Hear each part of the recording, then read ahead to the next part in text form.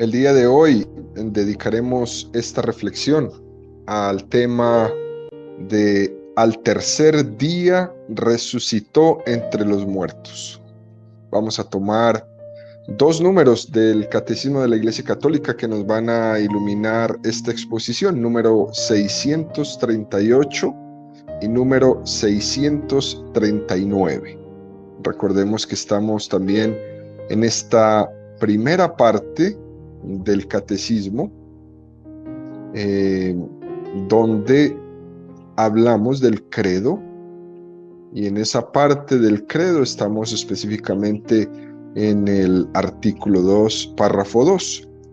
Número 638 del catecismo dice: os anunciamos la buena nueva de que la promesa hecha a los padres, Dios la ha cumplido en nosotros, los hijos, al resucitar a Jesús.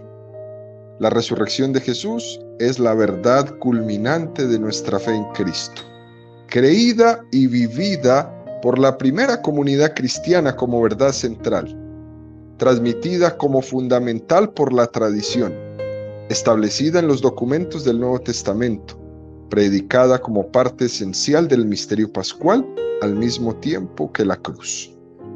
Cristo ha resucitado de entre los muertos. Con su muerte ha vencido a la muerte y a los muertos ha dado la vida. Esto lo leemos en la liturgia bizantina.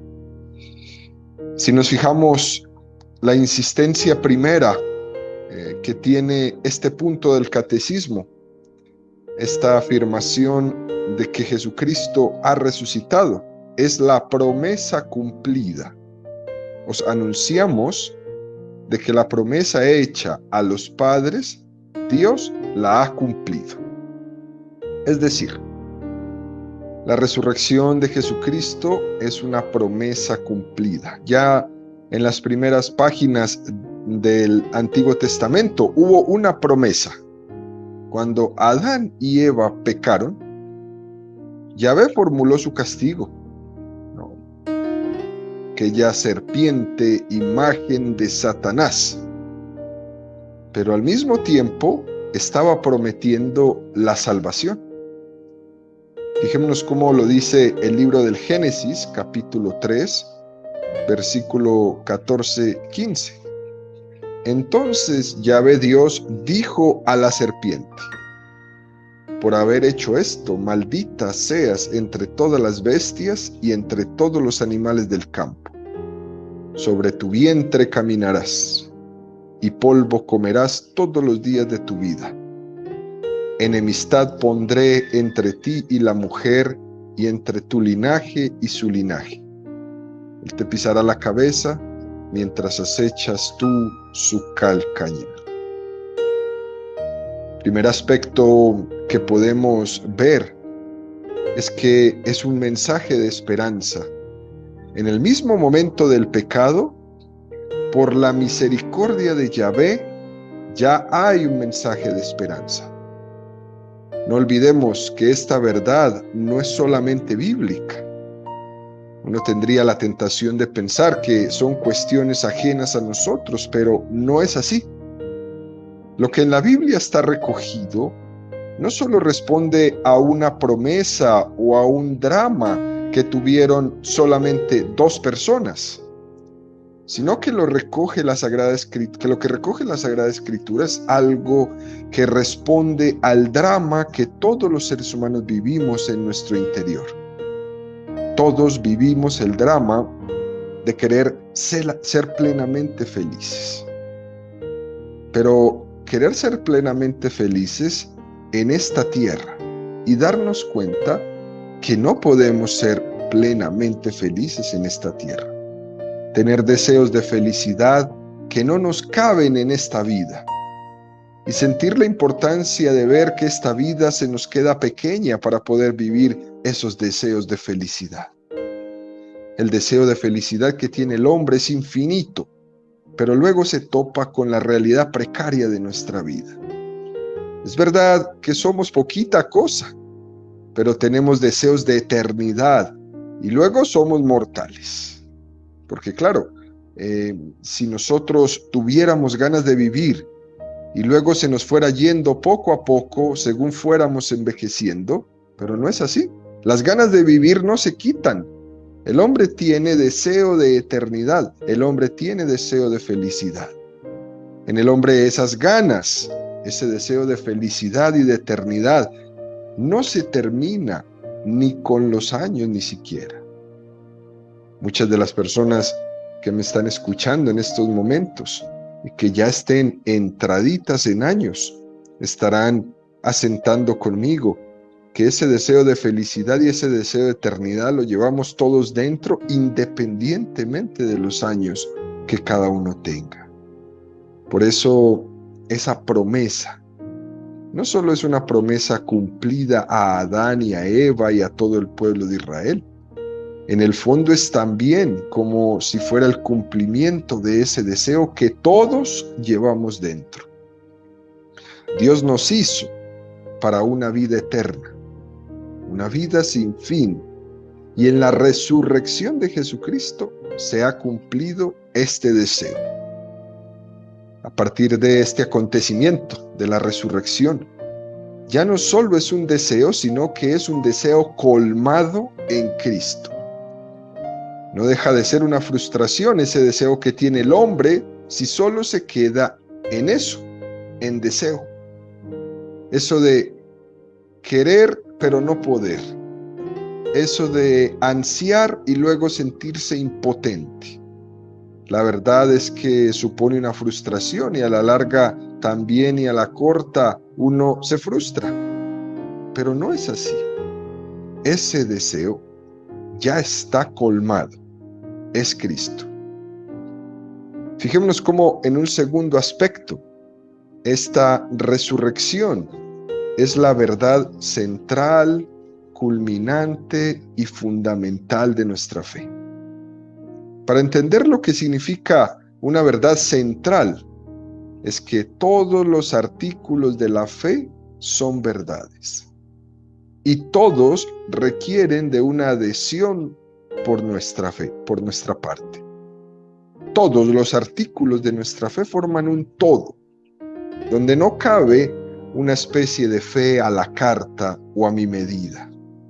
Como cuando uno va al mercado y elige los artículos que le interesan. No, en la fe no cabe el elegir a la carta. Por desgracia, esto es algo que en nuestra cultura actual está sucediendo con bastante frecuencia. La fe es un todo.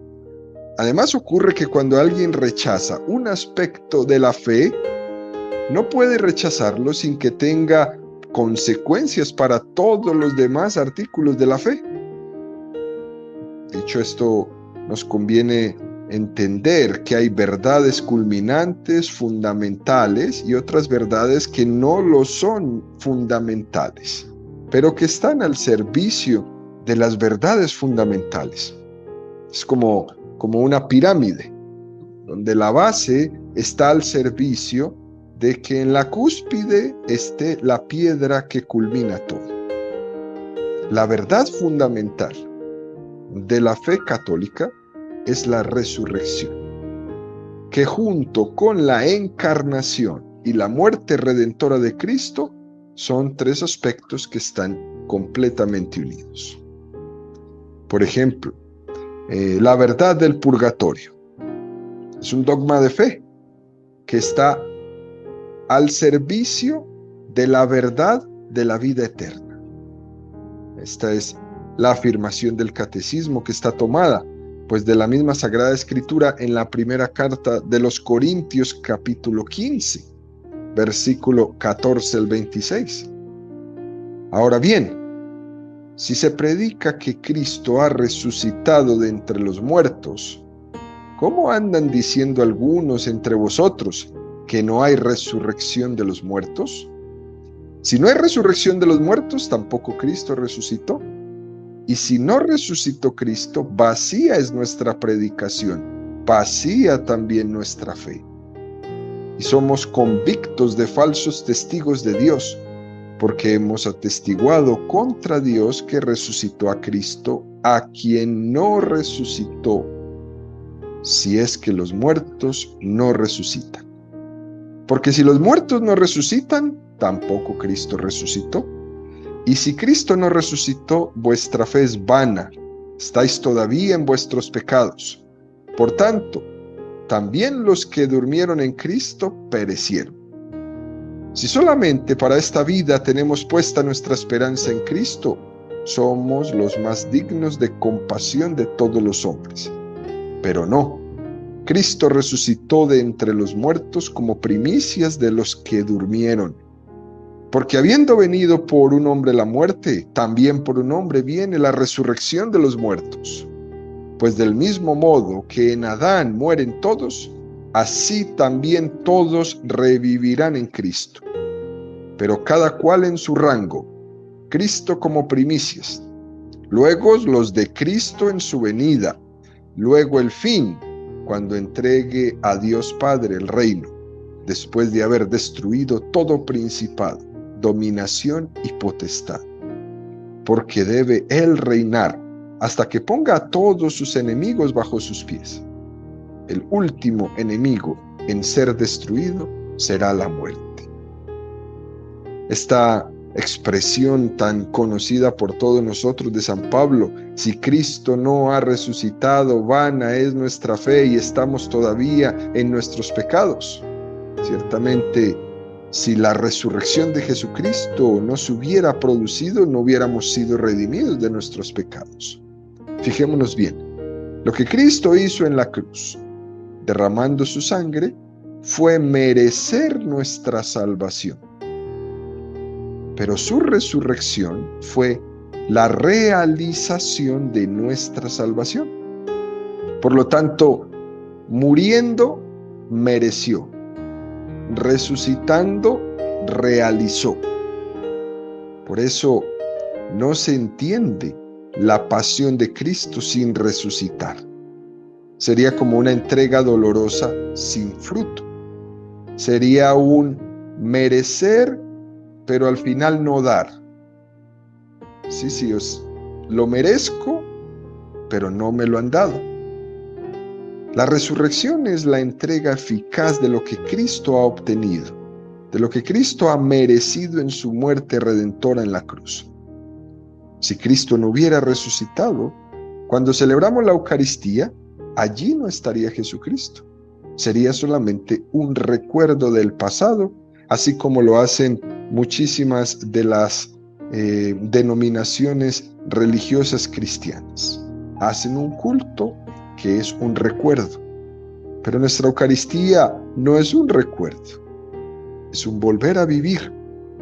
Si se niega esta verdad de fe, se quedan vacías el resto de las verdades en las que creemos. Cuando celebramos el sacramento de la penitencia, de la confesión, el sacerdote dice: yo te perdono tus pecados. ¿Quién es el que dice eso? ¿En nombre de quién perdona los pecados? ¿En nombre de un muerto? No. Se perdonan los pecados en nombre de alguien que vive.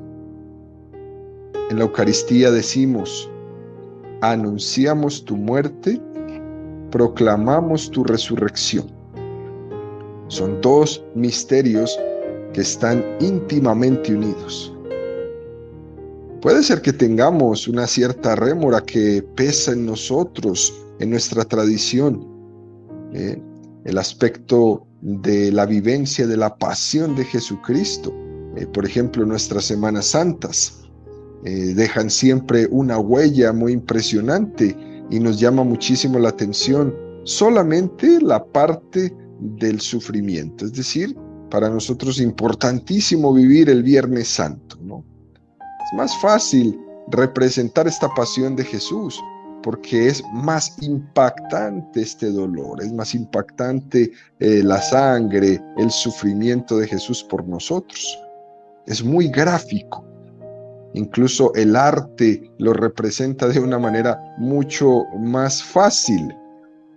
En cambio, el gozo de la resurrección no lo vemos tan expresado como el dolor de su Viernes Santo, ¿no? de su muerte.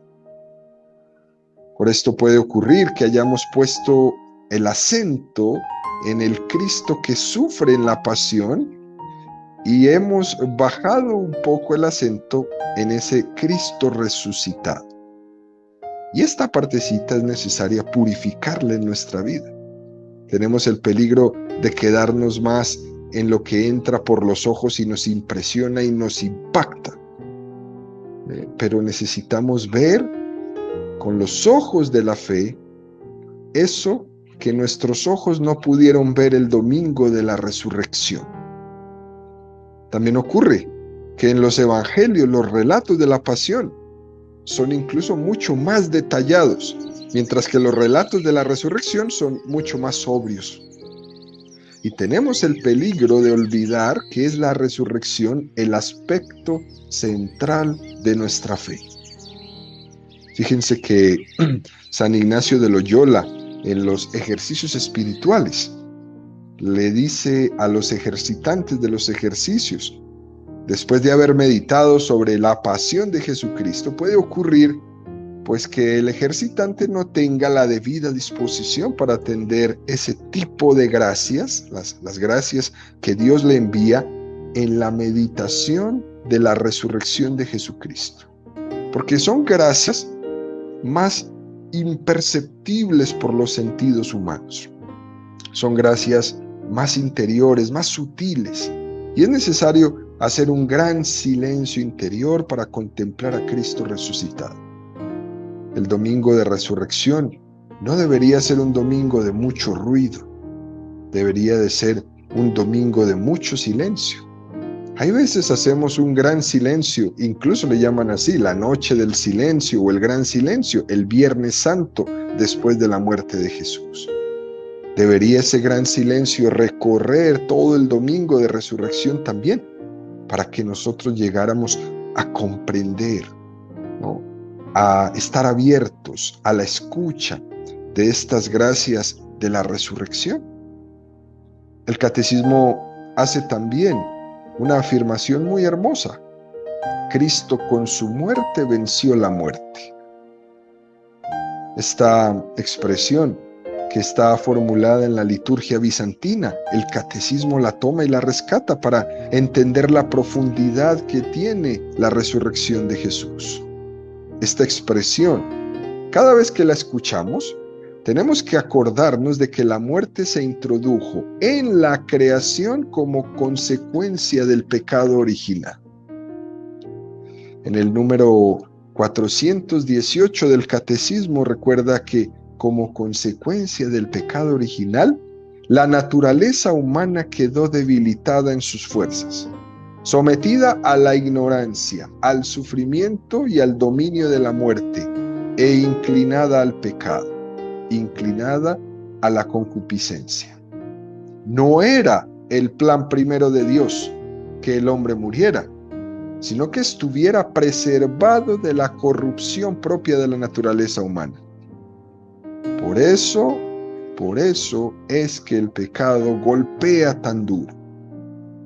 En consecuencia, Cristo asume estas consecuencias del pecado para redimirnos. Este es el estilo de Jesús. El estilo de Jesús no es redimirnos desde fuera, sino redimirnos desde dentro, para que la redención sea un cambiar las cosas desde su interior. Jesucristo asume la muerte para poder matar a la muerte. No era posible que la muerte retuviera al autor de la vida bajo sus garras. La serpiente, imagen de Satanás, venció a Adán y Eva. Esa mordedura de la serpiente introduce en el hombre el veneno que lo mata. Esa mordedura, cuando se produce en Cristo, este es el milagro que sucede, no lo mata. La serpiente no mata a Cristo. Aunque sabemos que la muerte de Cristo se produjo, pero el Verbo mató a la muerte.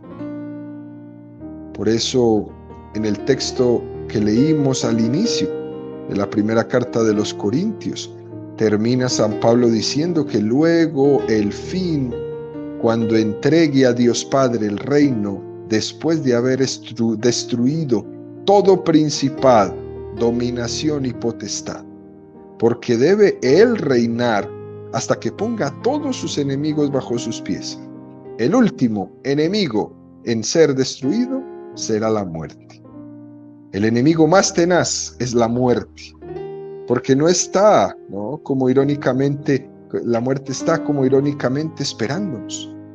Es como si estamos luchando por instaurar un reino de paz conforme a esos valores, pero tenemos un enemigo que está apoyado ahí en la pared, mirándonos, allá en el fondo, diciendo, sí, tranquilo, sigue haciendo lo que haces, que yo te espero, ya pasarás por aquí.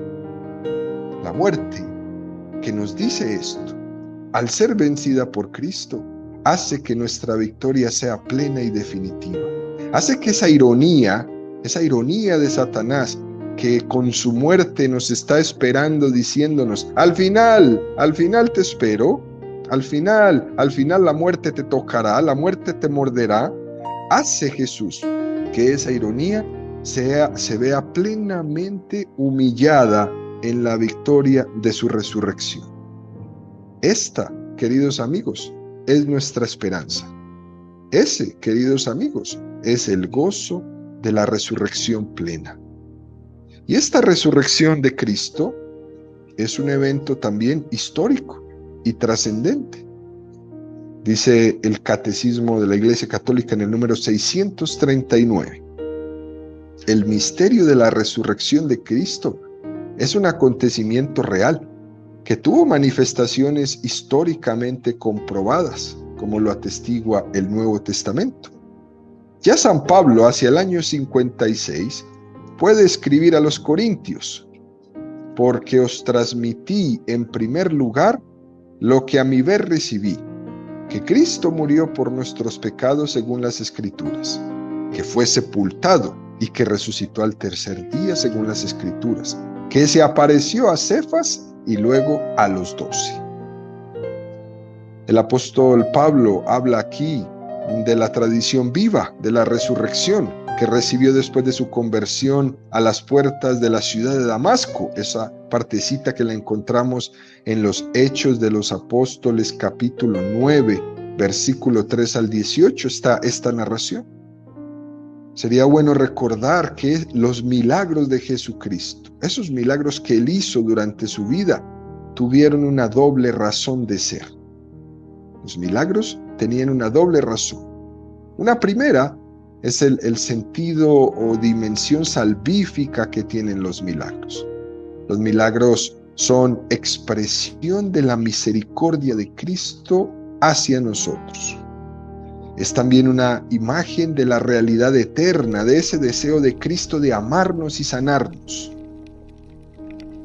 ¿Qué es más decir? ¿Tus pecados son perdonados? ¿O decirle a este, levántate, coge tu camilla y echa a andar? Pues para que veáis que el Hijo del Hombre tiene poder para perdonar los pecados, a ti te digo, levántate, coge tu camilla y echa a andar. Una segunda es el sentido o dimensión acreditativa. Los milagros le acreditan a Jesús delante de los hombres. Les dan a entender a esos que le estaban mirando y a nosotros hoy nos dan a entender quién es Jesús. Ningún hombre puede realizar las obras que éste está realizando. Expresión maravillosa del Evangelio. Los milagros son acreditativos de su divinidad. También son acreditativos de la misión que está realizando, de esa misión que Cristo ha recibido de parte del Padre Dios. Y decimos esto porque la resurrección no es un milagro más. La resurrección es el milagro de los milagros. Es el milagro culmen. Poco hubiera valido el resto de los milagros si Cristo no hubiera resucitado. Acordémonos que Cristo estaba crucificado. De aquellas burlas que sufrió por parte de los que lo rodeaban, Recordemos, cuando le decían, ¿y este que ha salvado a otros no podría salvarse a sí mismo? O cuando resucitó a su amigo Lázaro, cuando le recordaban, este volvió la vista a un ciego, ¿por qué no hace algo por sí mismo? ¿Acaso no puede salvarse? Y una y otra de estas acusaciones y burlas que le hacían a Jesús. Y ese reto era un reto importante. Y Cristo, todas estas cosas en la cruz las escuchó en silencio. Pero esa duda estaría resonando en los oídos, en las mentes de todos los que estaban ahí presentes. Y se preguntaban, ¿qué pasa? ¿Que todos los milagros que ha hecho eran trucos o qué? Se le acabó a este Jesús esta capacidad de hacer trucos. Parecía que la impotencia de Jesús en la cruz estaba pues desacreditando los milagros que había hecho anteriormente. Pero ese milagro de la resurrección era la gran señal. Ese milagro de la resurrección era lo que iba a llenar esas mentes, esas dudas y esas preguntas de aquellos que no entendían. Esa era la gran señal. El mismo Jesús apeló a esta señal, a este milagro, cuando dijo, los judíos le replicaron diciéndole, ¿qué señal nos muestras para obrar así? Y Jesús le respondió, destruid este santuario y en 3 días lo levantaré. Los judíos le contestaron, 46 años se ha tardado en construir este santuario y tú lo vas a levantar en 3 días. Pero él hablaba del santuario de su cuerpo. Cuando resucitó, pues, de entre los muertos, se acordaron sus discípulos de que había dicho eso y creyeron en la escritura y en las palabras que había dicho Jesús. O lo vemos también en el Evangelio de San Marcos, capítulo 13, versículo 39-41. Entonces le interpelaron algunos escribas y fariseos, diciéndole, Maestro, queremos ver una señal hecha por ti. Mas él respondió, generación malvada y adúltera, una señal pide, y no se le dará otra señal que la señal del profeta Jonás. Porque de la misma manera que Jonás estuvo en el vientre del cetáceo 3 días y 3 noches, así también el Hijo del Hombre estará en el seno de la tierra 3 días y 3 noches. Los ninivitas se levantarán en el juicio con esta generación y la condenarán, porque ellos se convirtieron por la predicación de Jonás, y aquí hay alguien que es más que Jonás. Es decir, esta, queridos amigos, es la gran señal.